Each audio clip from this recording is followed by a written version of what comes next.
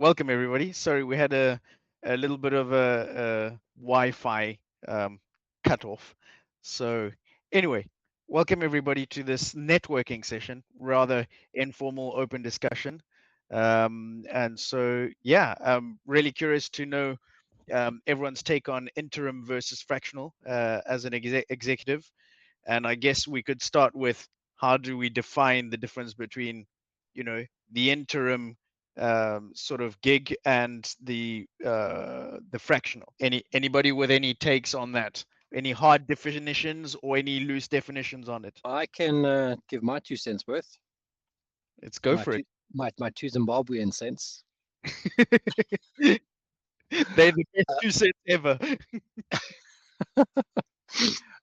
So for me, the interim one is really where you're brought in to fulfill a role for a set period of time, usually to find a more permanent replacement. And I specifically look at those roles where it's not necessarily a business that I would want to work in long term, but there's an interesting problem to solve, a transformation, a reorganization, a merger and acquisition. One of those sorts of permutations where that part's interesting, but then thereafter the sort of carrying on with it, I don't want to really do. And so that's what interim is for me. And then the fractional is much more of a coaching advisory role where the company has some people in place and they're looking for someone who's got experience to assist that team either to pivot or to grow or really just need some structure. And then basically you're in there for a period of time again, but you're not part of the operational day-to-day activity of the business. You're involved in helping that team get from one place to another. And there might be situations where you fluctuate, instead of being 1 day a week, you might be 3 days a week. But then over time, it sort of settles down to maybe 1 day a week, 1 day every 2 weeks, even 1 day a month, depending on what they need. And you move from being a coach sometimes to just the advisor who's looking at their strategy and checking in to make sure they're on the right track, and someone to reach out to get some experience from. Okay, that's quite a nice take. I like to also add to that is the fact that sometimes also, well, a fractional is always someone who's external to the organization, whereas someone who's interim can either be Good point. someone pulled in from outside, but also it can be someone who's internal. We always hear about the interim CEO while the one CEO leaves, but we're not too sure who's going to be taking over, or there's someone who's taking over but is not available immediately, in which case there would be some form of internal, stepping in or standing in sort of a deal. So it does open up to the interim, opens up to internal as well as external, whereas fractional is purely someone who's external to the organization. I don't know if anybody else has got anything to add to that, or anyone with a take on this. Just trying to get the definitions hard or loose, depending on on people's experience. Okay, so hi, I'm Adrian. Maybe I can share a few thoughts. Yeah, please. First of all, I'm wondering if there is already an emerged and strict definition that everybody agrees upon. I've discovered the term for myself actually over the last half a year, even though I've been in a full-time employment CTO role for over 8 years now. I realized I think interim versus fractional, I would say, is clear for me. I realized I have trouble explaining to potential clients, if I were the fractional, what's the difference between a fractional CTO and a consultant. Because they're always like, well, if you're an outsider, you don't have so much skin in the game, so you're quasi a consultant, you're telling us what to do, but you don't really do it, and so on. So I would say this. And I want to say over the last half a year, I managed to find one example where I got into contact with a company that used to have a fractional CTO, and now they're looking for a permanent one. But other than that, I only know fractional CTO from LinkedIn, where there's lots of people, including myself, that position themselves like this, but never had contact with companies actually having this, as I said, except for one. This doesn't answer the definition question. I think interim is No. somebody that you obviously stay to the rest of the world. This is a temporary Yes. assignment of a person to the role. Hmm. And and it can be internal or external, whatever. Interim just says to the world, I'm still looking for this is a temporary, this is kind of a quick fix or something like this. And the fractional, the way that I understood fractional as a term, sort of piggyback rides the whole quest about what is actually the responsibility of the CTO and the sort of the emergence of this. Well, there's the first programmer CTO who's hands-on and he's like your senior programmer actually. And then there's the strategic CTO, and then some people have 3 levels and so on. So the fractional was supposed to be the what you need at the beginning, but he's not the programmer. And Okay. and that's it. Then you don't need him full time. So I stop here.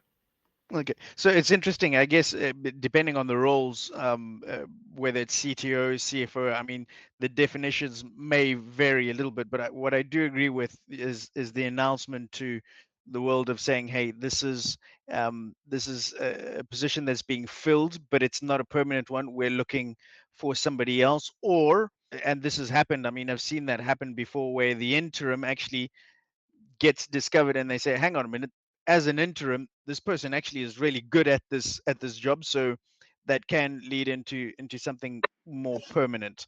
Whereas as a fractional, I don't think it ever is has any, I guess, there's no intentions of making it permanent, unless, various reasons where everyone gets along so well, and they actually say, well, because a fractional, the advantage of a fractional is you can work on several projects or businesses at the same time, because you're cutting up your time, to be able to deal with several businesses and several ventures.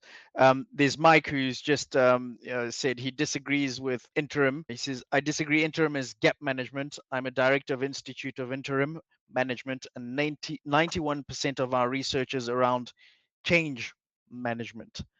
So that's from Mike Thompson. Anybody else want to tackle definitions around interim versus fractional? Maybe if Eh, Mike managed to start his microphone, if you can clarify, because I understand you disagree, but what is the alternative definition? Trying to talk but unable. Okay. let me just quickly, just give me a second. I think he's on as a spectator and not in the panel. So let me get him to get the link to join in the panel. If you give me a second. Okay, so I'd be curious to know the different fractionals that everyone's holding. So Adrian, I'm guessing you're CTO. I've got Moin. Hi, Moin. Welcome. What role are you? Are you a fractional executive? And what type of fractional executive are you? And have you got an opinion on this? I'm actually looking into becoming fractional, so I don't really have an opinion. I'm here to more gain from all of you guys some more knowledge. I Okay. think my current understanding is, as with all semantics, they're just semantics for people, and I think a lot of Mhm. times people try and recruit for certain things they don't themselves understand what it means. I guess that's where we come in and have a clearer definition. But I think a lot of businesses think I need someone part time to help me sort this problem out while Yeah. we work out a longer term solution. Now, do you call that fractional or temporary or what have you? I don't know I if guess I don't fractional. actually know if it matters. Yeah, it's fractional, but Yeah. from their perspective, does it matter? Do you know what I mean? They just want someone to Mm. help. Maybe while they're hiring a long term CTO, maybe like you just said, you become that long term CTO. They just want someone in to help solve their problem. Yeah. Indeed. So, Indeed. I quite like that take on it. And yeah, becoming fractional. Fractional is really cool. It's the way things are evolving a lot in the this year. So I look at it from fractionals are very, very key and instrumental in helping startups. But also one element that I've been looking into is helping newly acquired businesses. So you've got investors who are acquiring the silver tsunami businesses of retiring people, but then you got to take over, and often they're not familiar with the business, or it's the transition is complicated. And I think that the fractional executives are really and would play an instrumental role in making those transitions seamless, and then would be their role would be to manage the handover, get things up and running under new manage ownership, and then hire the right permanent position. Yeah. And Hi, maybe hi, that may include a bit of interim in there. yeah. Hi, Christine. I'm back on. Can people hear Hey, me? yes, I can. Okay. Apologies Yes, we for can. that. No Yeah. worries. If I could just start, I mean, fairly. I'm an interim CFO, but also now moving towards fractional. Okay. To be honest with you, for me, it's a bit probably contentious, but the only difference between an interim who isn't a gap manager, and as I say, 91% of us are not, and fractional is time. One is part-time, one's full-time. We are Mm-hmm. absolutely not brought in, no disrespect, Ryan. I've been doing this 20 odd years now. We're not brought in to gap to manage a handover from somebody coming in or somebody leaving quickly. I know it's in my experiences, to somebody who's due to come in 3 to 6 months. We are transformational people. We're very similar in both fractional and in interim. The difference merely is the number of days per week you work on that. And that's just my take, but I take the point of how people operate. Makes sense. No, In the word itself, we've been battling with the Institute of Interim Management for years on that word interim, because by definition it infers its gap. You're there for an interim period between one person leaving and a new person starting. But and it's a full-time gig. it is for a period, but again, it's not fixed. It's not a fixed gig. We can come in for 6 months. It could be a year, but essentially it's covering constant change and working. And then our role in life as an interim is to leave a legacy, such that people then can take on, and we go on holiday and travel around the world, and then we'll do something else. But fractional is a great interest of mine at the moment, hence joining. Thank you for allowing me to join this webinar. Fractional is the way to go. I Yes, kind of Pierre. agree with Mike at the moment, because here in the UK, it depends where you guys are, right? And everybody has a slightly different interpretation. But here in the UK, it's very much so. Interim is well, not permanent, it's full time. So you're working Full time. full time. You're working Monday to Friday. With fractional, what we're doing is, like for me, interim CIO or fractional CIO, I'll do part time work. So I'll do 1 day in a company, and I'll do that over 20 days, and I'll do that over 20 weeks, and I'll do 2-3 companies at a time. So coming in and out, going in and out every time. So yeah, I agree with you, Mike, on that one. Ideal for becoming digital nomads as fractional executives. That's the way to go. And slow cadence. That's then the travel and the work at the same time, isn't it? It's tremendous. Yeah, but you gotta for it to actually be very effective, you gotta actually adopt the slow cadence of travel. Otherwise, if you're gonna be moving around every week, there's no way in hell you're going to be able to get anything done properly. And then with the stress of moving all the time, and the wives and the kids, and no wife, sorry, I'm not encouraging any polygamy here, but but yeah, I guess that's something that for fractional is something that we're really interested in, and Ryan always encourages and is I guess a banner holder, and saying like this is the way forwards, and this is the modern way of uh, running businesses in transitionary periods or at startup phase stages. I've got Adrian. Sorry, I've got Adrian. Yeah, I just posted something in the chat because I understand the definitions, and I was like trying to figure out why did I have this misunderstanding, because for me interim was also temporary, and I just Googled it, and the first definition from Google was related to the Latin adverb, which means in the meantime. So I get now the confusion, but I understand it's kind of, you clarified how it's used in the UK. Ryan, do you want to give some more insight on and then maybe moving into the advantages and benefits of either interim, or I guess for everyone's interest sake is more focusing on the fractional side of things? Not really. I mean, I tend to, I think what it comes down to in the end is you've got a customer who needs help, and you need to put it into the construct that helps the customer with what their problem is. So if it's part-time, be it fractional or interim or whatever the construct is, then so be it.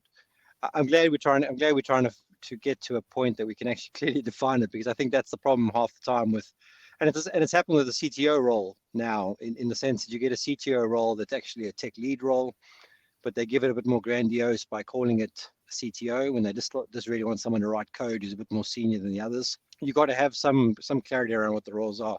I'd probably want to talk more about the advantages and disadvantages of each, if I'm honest, Yep. and hear what people's views are. Absolutely. Anyone with a take, or do you want to start, Ryan?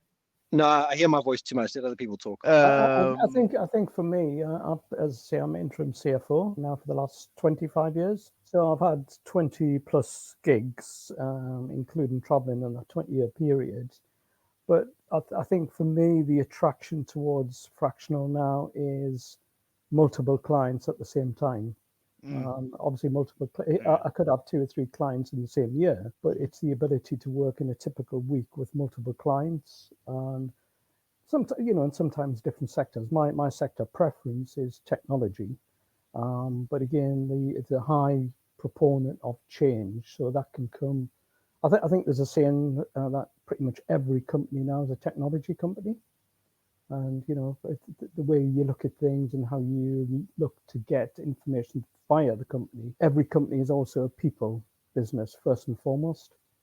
So for me, the attraction is looking at Fractional to have that multiple clients in the same week. But I don't see a major disparity between the work I do at each client, albeit the duration, if that makes sense. May I ask something, Mike? Yeah, sure. So 2 questions. One of them is if there is a typical state in which, because you said 25 years, 20 companies, so I kind of on average 1.5 year, 20, something like this, a little bit over a year per customer. And I was wondering what's the typical state in which they would bring you in. So, what would be their challenge? What's the USP for getting you? And then what's the goal? And the second question is why, the way that I understand that when you talk about interim and fractional, it's more or less the same kind of activity. It's just maybe needed less hours per week by a company. So again, similar to the first question, what's the stage of the company? Why wouldn't they need you full time No, great question, Adrian. And certainly the challenges I guess can be very, very different. My work is around change management, and that's with people. So in some cases, it could be the company is hemorrhaging cash, or indeed they've not got a lot of cash. In some of the smaller companies I've worked for, they've got the founders, entrepreneurs, they've built the business, it's their baby for the last 20 years, but they can't pivot to the next level without a sizable chunk of investment. So part of my role there would be to support the business on becoming investor ready. In some cases, it's also meant that the investors themselves are saying, it is our baby, but it doesn't feel the baby anymore. It's grown up, it's got long trousers now, and perhaps I'm not as excited as I was when I was first building it. And in which case, then I can step in and help support the sale of the business, a trade sale in many cases, but some kind of sale. So it could be cash, but it could be a lot of things. It could be that they are looking to branch out into different territories, different markets in the world, but their financial inputs are not strong enough. They're not getting the data, they're not getting the information that perhaps they did do. And again, for everybody, and I'm sure you're all the same, lots and lots of business I've worked for have been top dog, but it's fallen by the wayside over the last few years. So it's not say I want a business because my God, it's a basket case. They're not. They've just changed, and probably certain parts of the business has not kept pace. So a lot of the work I like to be involved in is modernization through technology. I'm not a technocrat. I know people who are. So it's nice to be able to bring people like that in. But it's just saying, what can finance do to be somewhat more professional and more, and that sounds disparaging, I don't mean it that way, but more commercial and more front-ended, rather than we pass the audits, the taxman loves what we do, all of those very important things. But how can you get close to your customer's customer, for example? Data analytics, we can start attaching information. But, my mantra is 3 Ps, people, profit, and process. And people are top of that. So a large part of what I find in business is things aren't quite right because communication is broken down across the business. And I'm a Geordie, and for a Geordie working in London, I do a lot of communication. You may not know that one, Adrian. I'm from Newcastle. Yeah, thanks. Um, I indeed don't know it, but I value everything else that I did understand. but sorry, the second part of the question you said Is what's when you want to switch from interim to fractional, to me it seemed like it's actually effectively the same kind of work, you just are needed less hours a week. So I was wondering, why are you needed less? yeah, and again, it may not be. It may actually be the same level of work, but over a longer period. So, for example, I could do a 5-day a week, and it could be a 6-9 month project. And another one maybe three days a week or 2 days a week over a year and a half or so. So it could be period, but I do get that certain fractional people in our work with certain bodies who are saying, we're coming in over a longer period. We've got a very, very long loyalty base with the clients, and they trust us. And as they're going through their change process, they bring us in as and when needed. So again, yes, but typically I suspect, I may be wrong, and I look forward to listening to the rest of the people on the call. Typically, it may be smaller companies than an interim role would be. Maybe the sub 50 million turnover businesses. But I don't know that. As I say, I'm keen to learn more on fractional. And the one thing I'm looking at is international opportunities as well. I'm not sure if fractional comes up in that, but It I'm sure is it's that. overseas in the US. If I may just jump in, overseas in the US, the fractional component is actually coming up more and more. Okay. I've come across a huge number of CFOs, and I think I've come across one CXO. One I haven't come across a CMO, but I mean, there's a demand for it on the international, because I think like people are really wanting top advisory people, but can't necessarily afford it full time. Yeah. So it's got that advantage, especially the sub 50 million, kind of businesses, which Mike, which is, they want to get past that 50 million, and for that to happen, it requires, some form of investment. It requires some change, adapting, um, maybe as much as, actually pivoting. And a fractional executive would be key and instrumental, and allow it to happen, in the most, I guess, financially competitive way. I, And I, then that would set them up to be able to, get the books right, get everything streamlined, tighten up the loose ends, re reestablish your foundations, because a lot of them have got really, really terrible foundations. mm, They make so much money that they can sort of cover that up. It's like sticking makeup on. yeah, But at the end, that interim needs to come in there, relay the foundations, tighten everything up, take it to the next, so that either you go way beyond the 50 mil, and then all the way up to IPO maybe, yeah, but at yeah. least investor or exit ready, because I Sure. mean, that's what Sure. they want to do. I mean, if we're Okay. going to make that transition, that's to make a glorious exit or IPO, I guess. Yeah. Oh, thank you. Yeah. Yeah. I've moved because I think the sun was getting getting in the way. So Got thunderstorms and then you get the sun. It's great. come to Spain, the Yeah, weather's a little yeah. more stable. Well, I don't know. We went to Lanzarote. Sorry, I don't want to hog the conversation, but we were there for 2 weeks and 13 days was raining, which is unheard of. Come back to Sorry, Britain. Come back to Britain for the weather. Pierre. Anything to add? I'm seeing you there, quite No, it's kind of leaning into. no, it's kind of true. I mean, I come from the IT side, not from the CFO side. I come from the IT side, and there's a lot of people who, particularly the tier twos and tier three organizations, who can't afford the full time 5-day week interim roles, and so what they do is they'll get a team in who do a lot of the interim work, but your C-suite people, your C-suite advisor will go on an interim or fractional basis. So yeah, it's pretty much what Mike was saying. But it all depends on who and what and why and how. Yeah. There is a big factor in it. Another big role, particularly for fractional, is NEDs. Because if you do an NED, it's once a quarter or once every 6 months, and is part-time, and it's but it means that you do 2-3 days work preparation before, and then you go and then you do 1 day's work, going in for the board meetings, etc. So it kind of works out kind of well. Mhm. And if you're setting up, like, I've got a digital marketing tool, a digital impact assessment tool that I use, and I'll go into an organization and I'll sit and do the assessment, and then I'll actually get the interims to go in and do all the BPO stuff and the change and the cloud transformation and everything else, and I'll just go in on a once a week basis just to make sure that everything's going fine, and talk to them and make sure, give the assurances that things are fine. And that's what I believe as well. So yeah. Awesome.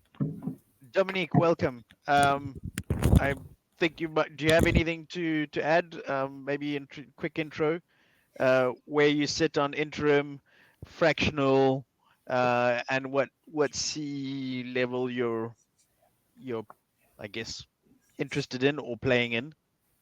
Sure, yeah. Hi, so Dominic Aslan. I'm a former full-time CISO and CTO. I've been doing that I've been techie for a very, very long time. Recently moving to kind of, I don't know whether you call it interim or fractional. I don't know what this group thinks, but I think it's almost the same thing. Doing part-time CTO, CISO roles.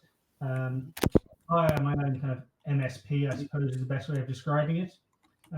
But I'm doing that as a way to pay the bills while I work on a different concept, on a full-time on a startup. Okay, so you're building and at the same time consulting as a fractional executive. Exactly. I know a couple of people in that very scenario.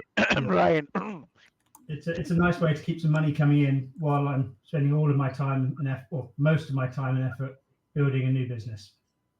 Okay, awesome. Welcome. And yeah, who else have we got? Who haven't we heard? We've got Moin. Word and Moin. Yeah, so Moin, have you got any questions? Because I know you're coming in here to, to hear everyone's take on everything. But if you've got any questions, you've got amazing people here. I mean, with Mike, Pierre, and even Dominic. Just get it out there and let us know if you've got any questions. Not really any questions as such as yet. I think I'm just looking at the market, and I think this fractional is going to become more and more pronounced. I think you mentioned it, Christian, earlier, because the market is saying, you want individual contributors. You don't want people, you don't want to pay executives.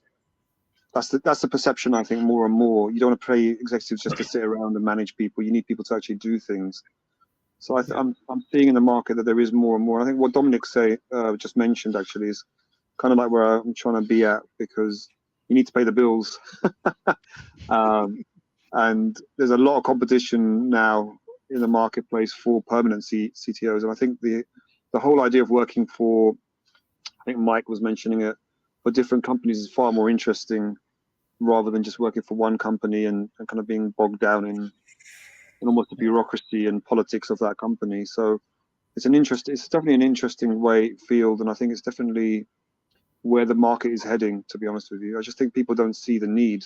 They see the need in a startup for a hands-on. Again, somebody mentioned it, a hands-on CTO who can code, that's really you're more like a lead engineer in a startup who then becomes CTO as time progresses, rather than the value that a CTO can add from a more strategic perspective. I think is a way to look at it. But yeah, it's very interesting what everyone's saying. I think it does seem like I wouldn't say glamorous. I don't know if glamorous is the right word. I was actually about to bring up the lifestyle, because I mean we're all talking about the fractional side of things and breaking up the week, but to be honest, one of the big elements that are encouraging people into the fractionals, so at least from the role of the fractional, not on the role of the needs of a business, but the fractionals is being able to manage your time, being able to spend more time, and usually it's people with experience. You guys, everyone's had a lot of time in corporate. You've got the experience where now you can sort of remove, as you just said, more like remove yourself from all the politics, etc. You come in, you're effective, but also you manage your time like in a better way, spend more time with the family, travel, and really have that lifestyle, which I guess everyone's envying, well, is looking for, especially post COVID. Yeah.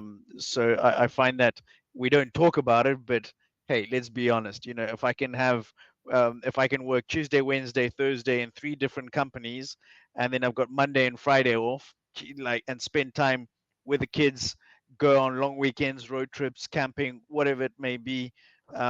Hey, who's going to say no? And because you're an executive, that earning, that income is going to allow you to, yeah, to be able to have a, not necessarily wealthy, but I mean, it is some form of wealth, just being able to have less stress, less politics, less everything, and just, you've only got the upside, spend more time with the family, kids, travel, and only choose the gigs that are of interest. Yeah, I guess your passion ventures and gigs. I guess the question for me, kind of like, because I've been permanent CTO for a number of years, but is finding those roles. How do you go? Is it just a normal job board? I mean, there you go. You're laughing because it's a question, right? How It do you go is. about finding those roles? Is it networking only kind of situation, or is it job board and networking, or just everything?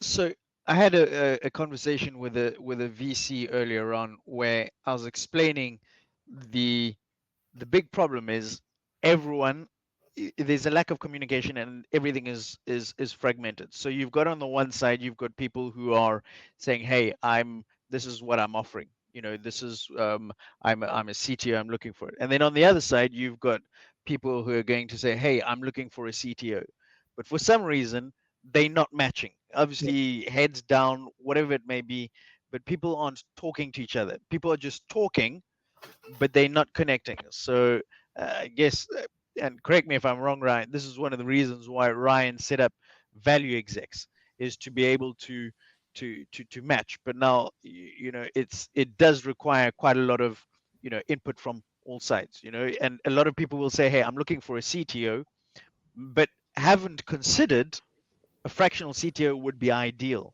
But nobody's told them. So up to the fractional executives to go and say, hey, I like what you're doing. This looks really, really interesting. I can't commit permanently, but hey, I've got 20 years of experience. I can come in and spend 2 days a week and make shit happen. Yeah, I mean, just to chip in on the value exec thing, I mean, the reason why I set it up was a couple things. One, I found there was lots of communities charging you for the privilege of being part of their Network. their machine. But you're working a lot of value. When I say a lot of money, you're talking 4 figures, 5 figures in some cases. And really what I was trying to do with the group was to try and use economies of scale just to pay for the marketing piece that we're doing now. And that's what you'll see on LinkedIn. And we're trying to generate leads that way. I mean, the market's pretty dead, so it hasn't really worked as well as we hoped. The second thing around that was everyone has a network. And I reckon 80% of the work you'll find as a fractional or an interim, somebody else's network. And it was just really a way to find people that were similarly bound, not necessarily the same skill set, who might come across an opportunity and have a trusted network that they could share it with and say, look, I'm working on this customer right now. I'm doing the technology work, but there's a need here for a financial person to come in. Speak to Mike. He's done it, etc. And I've done this with 2 or 3 people. I've introduced CFOs to startups that needed CFOs. Interim CFOs or fractional CFOs. So I know it works because I live it every day. Because I find that LinkedIn, as someone mentioned in the beginning, LinkedIn's full of fractional CTOs, but you have no basis to know if that person that's on LinkedIn is as credible as they say they are. So the sort of third sorts of sessions and the YouTube channel and the podcast, where a person will come out and present themselves as who they are and be seen visibly through the mechanism that we create. So that was the sort of premise behind Value Execs. And this is not a sales thing for Value Execs, but that was just the thing. And sort of following through on that, the other thing that I've noticed in the various things that I've come across in the last period, through someone the chances of you closing the deal as the advisor is a lot higher than if you're going through a LinkedIn recommendation or anything like that. So, you know, I think over time we'll find that your community that you set up, your network that you have, will be quite powerful in getting you through the door. It just takes time, unfortunately. But I also think that will become find situations where through the network you'll have a group of 2 or 3 people that will go join a startup over time and sort out their finances, sort out their technology, sort out their security, sort out their risk. Maybe even, you know, in sort of a people's role, help them or hire the right people and get rid of the wrong people as they level up their startup or grow their business, whatever it is. And you'll find work together to do that. Yeah. Okay. Can I add a comment on that network? Sorry, Yeah, I'm not sure. go for it. Yeah, Go for it. I'll chip in after you, Dom. So I've got all of my contract work, my freelance work, whatever you want to call it, fractional work, through the network. There's never been an interview. I've never replied to an ad. I've never worked with a recruiter for those roles. It's been someone's called me and said, "We need your help. Can you come and do it?" Lost audio. Is it people talking or not? Yeah, I can hear. Yeah. Yeah. Yeah, absolutely. What I was going to, so the other point to that though was they've not come from my network of CTOs and tech people, right? They've come actually from friends or people I've done some different kind of work with, CEOs, CFOs. So I found that to be a real challenge, right? Is my network of CTOs, they're all looking for the same role I'm looking for. Yeah. So they can't actually help me. It's great, but we're all trying to do the same thing. Actually, you need to meet the CEOs, the chairman, the CFOs who have a need for our skills. Okay, that's a very, very good point. I mean, the power of the network is really key. I mean, the funny thing, recently I had a conversation with an ex private banker who's now a CFO, and he was having a go at, he says, like, I'm a real fractional CFO, because you see most of the people who say they're CFOs, they're actually just bookkeepers who've just decided to step up to become. And I was like, oh my goodness, this is gonna be a whole thing as well. But yeah, it's true. There's a lot of opportunity, and through the network, we can definitely, I guess, pre-qualify. I guess that's what it comes down to, is pre-qualifying, people, and adding, the fact that most of us will have maybe worked together in some capacity on a different gig, or work together under, various circumstances, and that power of, for example, value execs is, we need to leverage from it, and feed into it. If we're all here looking and watching in the box and waiting for the opportunity to come, it ain't coming. You need to be able to get anything out of anything. There needs to be input. You can't get output without input. So this is the big mistake of most networks. Everyone is going there to say, hey, what can I get out of this? Everyone says this, hey, I'm going there, I want to see what I can get out of it. No, how about going there and, putting in, I'm volunteering, I'll spend some time, I'll contribute, I will speak to my network and say, hey, you never know, maybe somebody hasn't thought about it, but if you don't say it, nobody's going to know. And then you've got that problem of miscommunication or non-communication, and then nothing happens. And I think the other, that's a great point, is clients which I'm working for, and because I've got the network and people I know who are not necessarily CFOs, could be the CTOs, but you work with a client. The client brings people like myself in because firstly it's a problem, but obviously it's trust. So the network, and the warm network, is very important.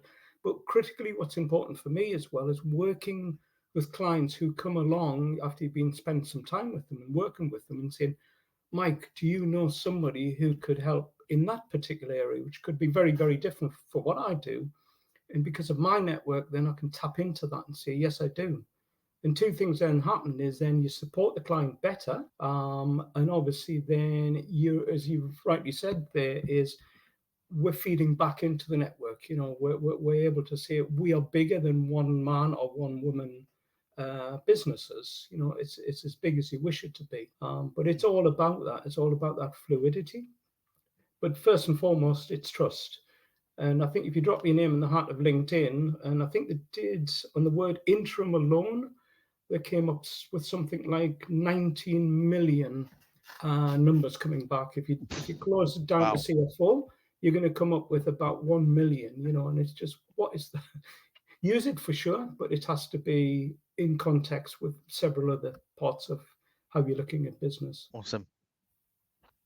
Anybody else want to chip in this, and maybe share some ideas of how we can make this work even better, and hopefully feed into a collective of quality fractional executives, because we all know that it's the change that's happening. So with that change of that, let's leverage it. Let's get out there. Let's talk about it, and then feed it back into the network, and see it grow and thrive. And hopefully you all become digital nomads, so you can join my community. Yeah, I was listening to the previous conversation, and I think, Mike, you nailed it. It's really trust, right? I mean, I understand that, Christian, that we could do some work to raise awareness that there's this trend, or maybe it's not a trend, whatever, that it's emerging and it's a solution and it has some financial advantages. But ultimately, I think as a company, when you hire a manager, you hire an executive, no matter how faulty technical interviews for programmers are, there's not such a thing as a technical interview for a manager, right? I mean, you can ask them stuff, but they could have learned it all in 24 hours if they're smart people, whatever, right? So and I know I'm maybe stating the obvious here, but the stakes are high. And I think trust, either because you have shared experiences with the person, positive, right? You know them, you trust them, or somebody that trust recommends them. And I think that's it. So maybe this event is because we're talking and interacting, right? And that's maybe a way to start to build up some relationships here and trust. But I think ultimately, I think that's definitely a defining factor into even being considered for, or getting awareness, hearing about these openings and then being considered and for them. Yeah. So that's about that. My experience, I think I mentioned at the beginning. So I've been as a software tech company, perm CTO, for almost a decade now, and I am very much snooping around, interested in this whole fractional thing. Most of the time I was with companies that were, from a revenue perspective, below 10 million a year, but up to 80 people big, and starting from a few employees or 10 of employees and up to 80. And what I noticed for myself is it's super easy for me to find, super easy. It's easy to find people that are first-time CTOs, in the sense of, I'm the lead engineer, the entire tech team is 3 or 5 people big, and I'm and I can coach them. Mm-hmm. Either I do this pro bono at the moment, sometimes depending on the recommendation, or the amount I can charge is quite low because the company is being bootstrapped. They don't have money to pay, and these people who have sometimes a salary of a senior software engineer, not as a CTO, they also cannot afford the thing. So this is something that I realized I can use to help get positive references, but it doesn't get to the money and the experiences beyond what I have. And I've noticed, discussing with companies, they are skeptical. And I'm talking about companies where, the owner or the CEO is not an old friend already or stuff like this. They're skeptical to take me for gigs that are the size or higher that I already had. So I feel like I'm kind of do I need to first have a perm position in a bigger company and have, the certain magnitude of success, and then have the network or the trust being built up, or the reference, such that I can do a certain kind of gig as an interim or fractional in this case? So these are all questions, and I stop here. I see Christian hand motion. So I'm actually looking at Mike, and I'm saying, Mike, it would be ideal, actually, because I'm pretty sure a lot of people have that sort of question, is I've been into that, so if you ask me where do I fit in as a fractional, my comfort zone is 0 to 1. I'm not here for the the 20-50 million plus. A, because it's not where I'm comfortable, but B, also it's where I lose interest. My interest is going from that paper napkin all the way to revenue and a little bit of growth, and then getting someone like really, and then I guess it would be like a relay team. I would then say, hey, by the way, hey, Adrian, I know you. This is your comfort zone. Like, can you take the company to the next level? But then also, then you would go, okay, well, let's do that. And maybe to get out of your little cycle, let's say that you're in the 10 to 20 million, and you want to hit the 20 to 50 million. So why don't you take that from the 10 million all the way to the 30-40 million, and then hand over, in which case then you've actually moved yourself up naturally in a fractional role, and then work your way up and get that experience, and then sort of roll it up. I don't know if that makes sense to everybody. Mike, you might have an Yeah, opinion on that. I think so. And I think obviously the point being around fractional is there's absolutely no reason why you can't have different turnover levels of clients, indeed different sectors. I mean, the question I was going to raise is, when do you become a generalist and when do you become a specialist, and do they intertwine? Because if you recall, in the old days, it was always hard. Don't sell yourself as a generalist, because nobody wants a generalist. They want specialists. And then AI comes along, and AI is now tapping on the shoulder of the specialists. Not the generalists. The generalists are the people who are commercial, who understand the business, who understand, for myself, beyond finance. It's around people. It's around Yes, understanding customers. And I'm sorry to 100%. say, AI is not going to crack that yet. But Nope. if it means a formal process for preparing IAS reports for the stock exchange, AI will do it in milliseconds. So the specialist who comes along and says that, watch out. And I'll be honest with you, I'm happy because it used to annoy me, because as a generalist in a CFO capacity, I love working with other departments as well, not just in finance. But Yes. but people on the CV were saying, well, we can't see where you specialize. What's your brand? And I get both. So I don't have an answer. This is just me saying, what are people's thoughts around being a generalist or a specialist? Is it something that people can share? Yeah. So from my point of view, I'm a generalist and I've got lots of centers of interest. I'm like one of those sponges. I'm just lucky to be one of those people. But when people ask, hey, well, you're a generalist, but we need a is it like, well, my job as a generalist is to have an overview of l'ensemble, of everything, because one of the big problems is people start a business or set up a startup, etc., and just get on with building and forget to set up the foundations. It's a business. The purpose, and I loved what you said, the 3 P's: people, profit. Profit is, if you don't have profit, your business is not successful. Okay, so, and process. And so the idea is, my job is to have a look at the overall aspect of the business, to make sure that you've got your foundations and I communicate. Departments need to communicate and stop being, hey, this is my baby, I'm CFO, so finances is me, you stay in your lane and the marketing over there. And no, you gotta, it's a symbiotic relationship. And Absolutely. then with that, then I say, then my job as a generalist is to know who the specialists are that are needed to be brought in to then execute. Sure. I guess that's the way I look at it. And yeah, and I guess that's the way we need to look at it as fractional executives. We need to be generalists, obviously with a forte in a specific domain. Like for you, it'll be finances. For me, it's marketing. But you and I are going to be best friends, because you're going to give the finances and what needs to be done, etc. I need to then interpret that so that I can go to speak to the audience who are going to make that happen. I guess so. Absolutely. So that's how I'm looking at it. I don't know if anybody else has a take on it. I can share some thoughts, but I already taken quite some microphone time, so I'm not sure if anybody else wants to go ahead. Pierre, you're looking there and you're like half smiling. Go on. Oh, no. I'm kind of agreeing with most of it. I'm just kind of listening in quietly. So yeah, I've already had my view, my airtime. Kind of agreed with Mike. So yeah, just keeping quiet, listening to everybody else. Yeah, well, I've hogged the mic for a long time, so then I need to shut up.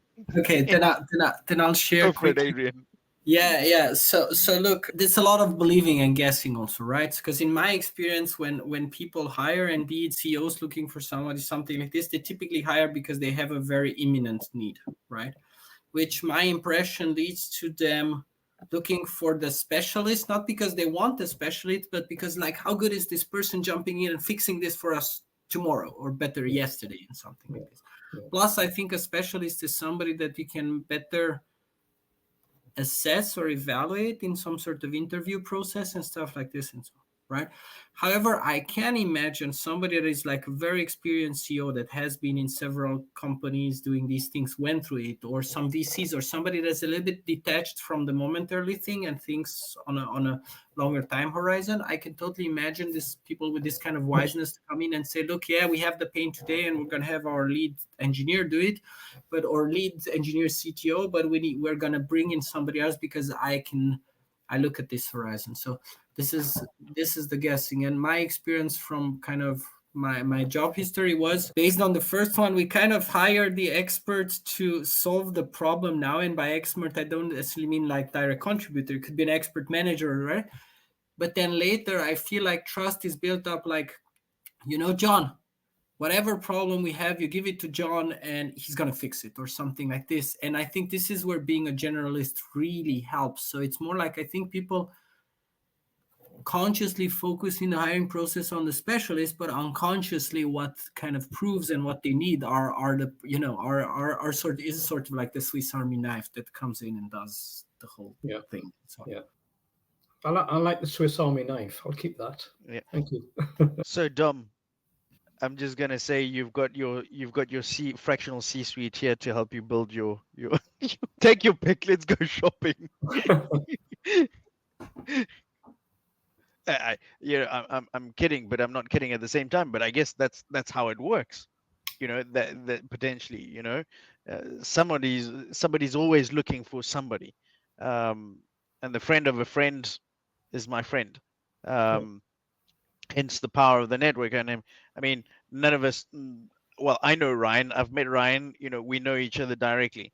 Mike, we've never met, but I know that you and Ryan have know each other somehow. So what I'm going to do is, what I would do is, hey Ryan, I'm going to speak to Mike. Does that, and he's going to go for it, and you and I will then just get on with it. Same with Dom, CTO, Adrian, and literally it's not more complicated than that.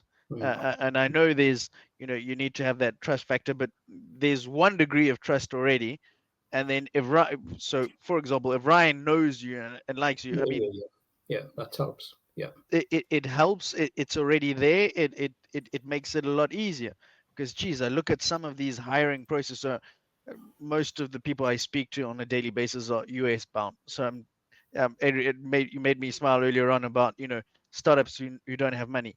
Funny enough, the beauty of being potentially opening up to the US is the fact that these guys have got credit cards, like they get thrown credit cards, and they literally, why is it so easy to do business in the US? I mean, you've never done business before, you open up a bank account, and before you can even say Jack Robinson, you've got 3 credit cards from Chase, from Morgan Stanley, and I don't know from who else in it, with 90K credit, or 50 to 90K credit limits in there. Do you know what you can do?